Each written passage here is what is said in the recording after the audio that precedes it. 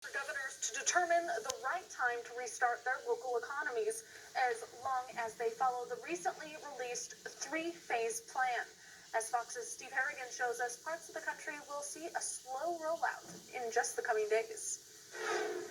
Parts of the country are beginning to take steps towards reopening their economies. Texas and Vermont will allow certain businesses to open on Monday while still requiring appropriate social distancing precautions. On Thursday, the president announced a three-phase plan for governors to decide when to start easing restrictions. Montana will begin lifting restrictions on Friday. Ohio, North Dakota, and Idaho have advised non-essential businesses to prepare for a phased opening starting May 1st. This comes as several protests to open up the economy began popping up across the country.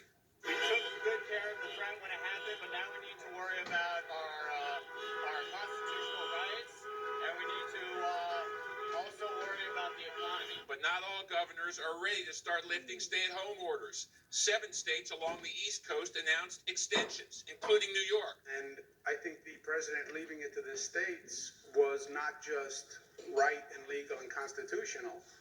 I think he's right that it's different in different places. Finally, 3 versions of a potential vaccine have now entered human trials.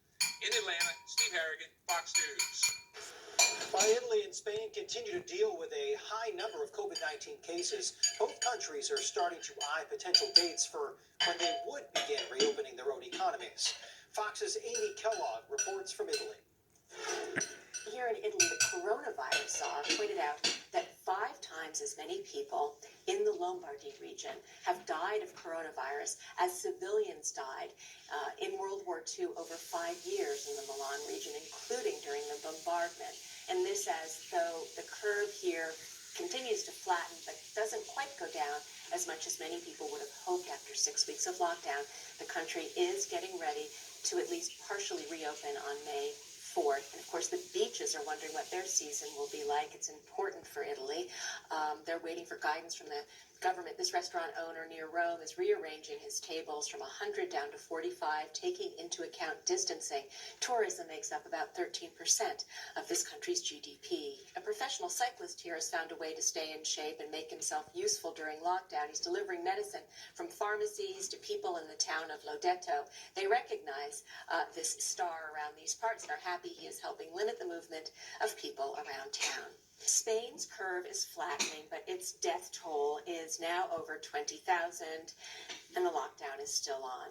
Civil Protection has been serenading kids on their birthdays lately, realizing a lot of them are spending that special day in isolation. And Caritas, the Catholic charity, says it has had to expand its service here in Catania, Sicily. They used to hand out food and meals to the homeless and extremely poor in the city. Now they're seeing a lot more people who previously had the means to feed themselves, but have seen that change with COVID-19.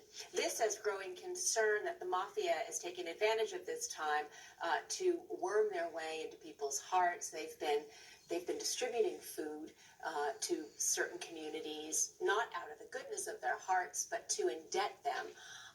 And as the National Anti-Mafia prosecutor here put it, the mafia sees this as a very good time to, quote, invest.